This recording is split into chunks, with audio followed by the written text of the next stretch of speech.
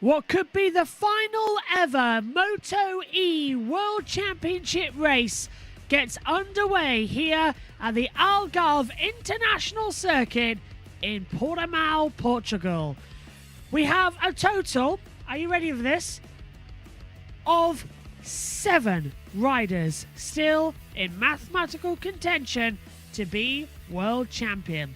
And it all comes down to this.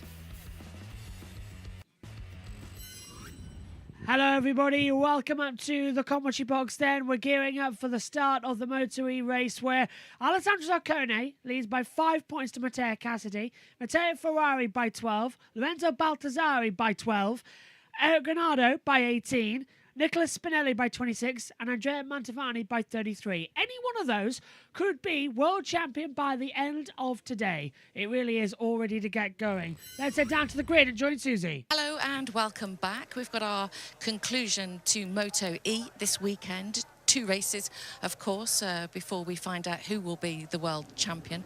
Just a reminder, it's currently being led by Alessandro Zaccone. He's 5 points ahead of Cassidy, and it's Zaccone who starts in pole position. Your commentators for this, Michael Laverty and Steve Day. Over to you, boys. Yeah, thanks very much, Susie. What a wonderful interview, by the way, with Hervé Poncharal. One of the crown jewels of the paddock. He really will be missed, and we hope that he can pop in from time to time. It is Moto E then, the penultimate race of the season before the championship is parked, I suppose. We don't know if it will return, but it is alive and kicking, that's for sure. 7 riders are mathematically in contention for the championship, with the final 2 races taking place here in Portugal. Michael Laverty joins me for this one. Zaccone is on pole, your championship leader. He's 5 up on Matteo Cassidy. He's 12 up on Ferrari and Baldassari. Eric Granado is only 18 points adrift. It seems like those 5, perhaps, are the ones that are going to fight for this championship. But remarkable, really, Michael, that we've got to this stage of the season. What is this, the 7th round? So we've already had 12 races, and there's this many riders that can still win it. Yeah, it's wide open here today, and well, as things stand, the final Moto E champion will be crowned this afternoon before we go on the hiatus for the Electric Racing Championship. But yeah, I think we're on for a good battle here. Zaccone starting from pole, leading the championship. It has been tricky conditions for the Moto E riders with overnight rain qualifying and damp, slick track conditions this morning, but Zaccone made it happen. I think we could have a little bit of a spoiler in there in Gutierrez. He did miss a few rounds from injury, so he's not in championship contention, but looking fast here this weekend once again at Portimao. Yeah, Gutierrez, number 99, won the opening race of the season in Le Mans, but then got injured the race after, and that really just put pay to his championship chances. But I think you're right, he will have a big say in who wins this one, and I think Cassidy as well is coming into form. He's had 3 no scores, really, but he's probably been the most outstanding rider, the 2023 champion, 6 podiums and 3 wins. But in fairness to Zaccone, he's kept it upright when it matters. Yeah, he's been consistent, quite strong actually on the Aruba powered machine. It would be nice, obviously, we've had, or we have the chance for a second world title. The only person to win 2 Moto E titles is Jordi Torres, but this weekend Cassidy and Ferrari both looking to get a second title. Zaccone looking to sign off on his first, and I would say he is the one in the driving seat. He looks a little stronger than the rest in terms of consistency. 50 points on offer today, and Zaccone starting from pole. If you're new to Moto E, and this is the first time, it's going to be a 6-lap race. There will be a warm-up lap. They're all Ducati electric motors. And it is Zaccone with a 5-point lead. He could be crowned champion today, although it seems quite unlikely. But warm-up lap will be beginning shortly here in Portimao.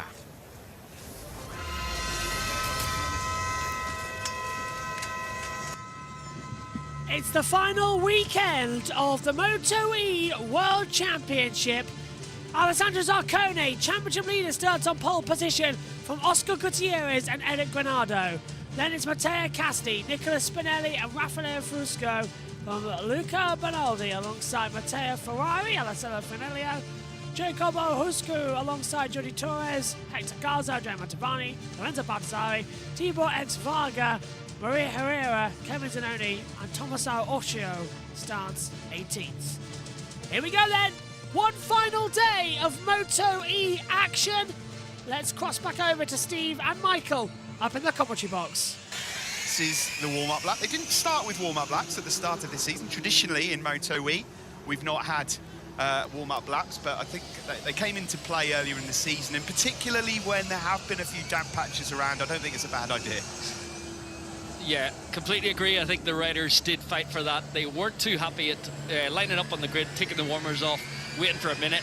Lights go out and you go to turn one and you're grabbing the front brakes and you've maybe lost 15 to 20 degrees of tyre temperature. So in terms of rider safety, this was the sensible choice, led by the riders, listened by the officials, and implemented this year. So yeah, we get a warm-up lap, which reduces the overall race to 6 laps. It used to be a 7-lap encounter around here, but 6 laps, a bit of a sprint to the flag. Lorenzo Baldassarri, perhaps one of the biggest names in this championship, still in with a shout here, 12 points down overall. Interestingly, hasn't actually had a race win in Moto E. It would be a good time to pick off his Moto E race victory and fight for this one before he heads back to World Superbikes next year. Yeah, interesting signing back at World Superbike, moving across onto Ducati Power there. I think it'd be an interesting addition to World Superbikes next season. Been there before in World Supersport, and only 12 points off the title race here, despite not having a victory so far this season. Languishing down the grid a little bit at times in terms of his qualifying performances, but he's in with a shot of it here today. Yeah, best conditions of the day so far then. Overnight rain meant it was wet for Moto 3. He practiced 2 earlier, likewise for Moto 2. Dried out during the course of MotoGP ahead of qualifying, of course. We will be building up to the sprint race later on this afternoon here. We've got Moto 3, Moto 2 qualifying to come, but now the end of this warm-up lap in Moto E, the penultimate race of the season. For Zacconi to be crowned champion right here after these 6 laps, he would need quite the tale to unfold, given that there are 7 riders that are in contention. But I think he will be very keen to just stay ahead of Mattia Casadei. He will be the danger man in this one, number 40 on that second row. There he is. Yeah, the tensions are rising. You can feel it coming into position now. Here we go then. This is the last weekend of the Moto E World Championship. We have 6 laps ahead of us. 7 riders in the hunt for the championship. Green flag is at the back. It's all eyes to the lights for one final weekend. It's lights out. Moto E is underway, and it's a good start coming through immediately from Oscar Gutierrez down towards the first corner. Andrea Mantovani's coming round the outside line in towards turn 1. Make sure that you get through cleanly. That is the biggest one. Looks like they have Granado battling as well. Mantovani going straight up there as Alessandro Zacconi coming through, still side by side through turn 2. Mantovani leads, Zacconi, Gutierrez, Granado, Cassidy, Fusco up into 6th position as well as they come down in towards turn 5, and Turi Vip still coming down. Spinelli's under a bit of attack as well. He's having to go around the outside past the hotel section. Gutierrez gets through on the inside line and passes Alessandro Zacconi. So the championship leader down to 3rd position as they come through Samson for the first time. Up now over the crest of the roller coaster, down towards the Craig Jones corner. And so far so good for everybody at the start of this one. That's what we like to see, a cool, calm, efficient start to Moto E. Again, bit of a snap from the rear of Andrea Mantovani as they come onto the top of the hill and Portimao turns 10-11. Mantovani going wide, Gutierrez going to try the undercut. Swing round the outside, down into turn 12. Baldassarri gets ahead of Spinelli, who's dropped down now to 10th position. He's dropped 3 places. Coming through now as well, and forced down wide. Gutierrez by Zacconi. Back up the inside immediately, coming down to the gap corner at turn 13, and now into 14. Zacconi very much getting the elbows out, hitting Gutierrez twice. Back up the order goes Zacconi, and he's on the back of Mantovani. And it looks like Gutierrez are going to be able to attack as Mantovani has jumped the start. Mantovani jumped the start, so our race lead has been given a double long lap penalty as Zacconi goes by. Gutierrez trying to come through, the same as Granado, downhill towards turn number 1. Mantovani, a double long lap penalty for jumping the start. Baltasaari moves up into 7th position as well. Frusco up into 9th. Spinelli still in P10 as we come into Lagos. And oh! Out goes Gutierrez! He's dropped it! Gutierrez kneels up, hands on hips, doesn't know what's happened there. He had the race lead effectively, and he's dropped it. Eric Granado moves to 2nd position. Cassidy goes to 3rd, and Alexandro Zarcone now leads this race. The championship leader moving into action. Let's take a look at what happened. It was a simple mistake coming through at turn 2. Just dropped the inside. So that means that Zarcone leads Cassidy by 14 points in the championship as things currently stand. So we would lose Baltasaari, Spinelli, Mantovani from the championship hunt. Zarcone, Cassidy, Granado, Ferrari would still be there. The gap 24 points as things currently stand. Let's take a replay of the start. Watch out for Mantovani in the light blue. Yeah, clearly jumped the start. We did wonder how Mantovani made such a stonking getaway. Didn't see him jump the start from our camera positions, but clearly before the lights went out, Mantovani jumped the start from the back of the grid to the front. We were wondering how he made that great start. Now we know why. So a double long lap penalty for Mantovani, who just, pulled the throttle back before the lights went out and decided, well, okay, I'll go for it. Zarcone leads with 4 laps to go as they come over the line. 1:47.192. Eric Granado on attack from Matteo Cassidy.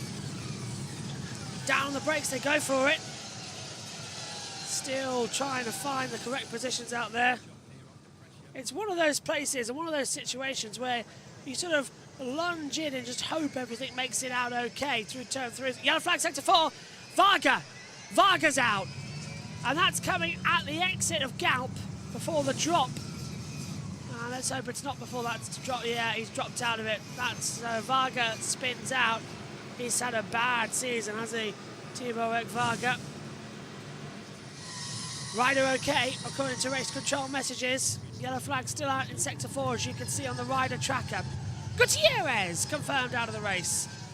So he has not resumed. He has retired on the circuit. Well, they couldn't get that bike restarted then. They are heavy, these Moto E machines. Eric Granado right on the back of Alessandro Zarcone. Granado is our first winner in Moto E, along with Matteo Ferrari. The 2 are now running 2nd and 4th in this one. Ferrari was our first ever champion in Moto E when he was back at the World Cup several seasons ago. Jordi Torres running 11th. Finelli now down into 12th position. Zarcone leading by 14 points, remember. Granado is 23 back, Ferrari 26 back now, according to our monitors. Up here in the commentary box, so it'll be Granado making a 3-way fight for the championship in the last couple as they come over the line once again. We're past half distance. Mantovani's completed his long lap penalties, so he's now free to return to the race. 1:46.999 from Zarcone, 46.922 Granado, 46.915 Cassidy, 46.530 from Jacob Usku as well. Down we come into turn 3 at Lagos. Cassidy just shaking a little bit there underneath him as he pulls up towards Largo at 4, down towards Torrey Vip at turn 5. Fastest lap going into Hoskuru at the moment. Again, is Zarcone going to have that inside line to defend hard? Granado trying to find the slipstream pressure. Cautious, wild acceleration. That's what we love to see in Moto E. It's a shame that it's going away. It's this pure brilliance of action between it all. They're all still packed up close together as they ride the top of the crest. Granado's looking to move on the inside line. Cassidy has gone defensive. Here we go. Zarcone just a little bit wide, coming up the top of the hill. Granado's got the door open. He pulls the throttle back downhill into turn 12, and Eric Granado takes the lead of the race. Critical to move within 13 points of Zarcone in the championship. Ferrari now back in the mix as well, being 21 inside. So the championship battle's still going on. Has Zarcone's tyres already gone?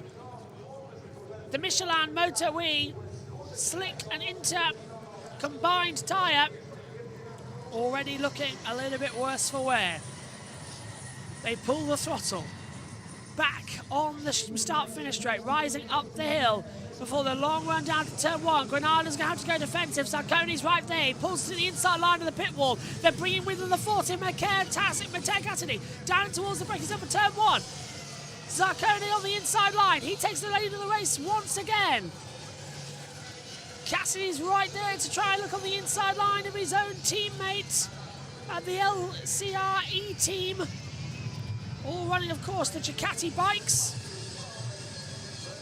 A little bit wide, 2 to go. Penultimate lap of this race. Down we go into Torrey Vip at turn 5. Granada going a little bit wide. Cassidy lifting off. Cassidy's in this championship hunt, let's not forget as well. He's now 14 points inside. He needs to overtake Sarkone to win the championship at the moment. Sarkone dominating race number 1 here. We have a title fight. Matteo Ferrari down in 5th position. He's dropped back. He's trying to join in over the crest, down towards turn 9 and Craig Jones, up to turn 10 at Portimao. And into 11. Cassidy's thinking he might move on the inside of Granado when there's a championship on the line. You don't play teammates anymore. It's all go, it's all action. Down the brakes at turn 13. A little bit wide from Sarkone. It'll be the last lap coming up. Watch the slipstream battle. That's going to be critical here. Jacob is looking through to try and get an action on Cassidy and Granado. Out of the gap, down the hill, the last corner. 7-story drop. As you come over the line now, here at the wonderful Portimao circuit. This is the last lap of race 1 of Moto E. The water slipstream down towards the first corner. Is Granado going to go for a move on the inside line? He's thinking about it. He's challenging Sarkone. Very tight through turn 1. He's got it, but Sarkone's got the undercut coming through turn 2. Granada's rear tyre bouncing around. Cassidy now trying to go. He's lost out on 3rd position. There's a 17-point gap in the championship. Jacobs got through on Matteo Cassidy, and now he's going after Granado out of turn 4, down into the braking zone. Hard on the brakes. Can't make the move on Granado this time. And there goes Cassidy. Cassidy looking on the inside line. Jacob Oscu is a little bit wide. I think they've now let the 2 leaders in the front go. So it's Sarkone and Granado who are going to be in this battle through Samson at turn 8. Over the hill, the crest, to drop down before the Craig Jones corner at turn 9. Over the hill. Front wheel all bent out of shape for Sarkone over the jump into Portimao. Granada's rear tyre sliding away. Trying to hook that inside line. Pulling that throttle down through turn 12. Into 13 at the top of the hill. Just 2 corners left in race 1 of Moto E. Can they find anything to hold it back? Baldassarri gets ahead of Ferrari. So that's Baldassarri and Ferrari out. Sarkone, Cassidy and Granado, that looks to be the top 3 going for the championship unless Granado could do anything over the line. Out of the last corner, checker flag in hand. It looks like it's going to be Alessandro Sarkone unless Granado can close to him to the line, but it's too late. Sarkone wins race 1 of the Moto E Portuguese Grand Prix. And now the championship is ever nearer. He has a 17-point lead to Matteo Cassidy and a 23-point lead to Eric Granado. The championship is very much closing on his later on this afternoon at 4 o'clock. Let's head back to TNT.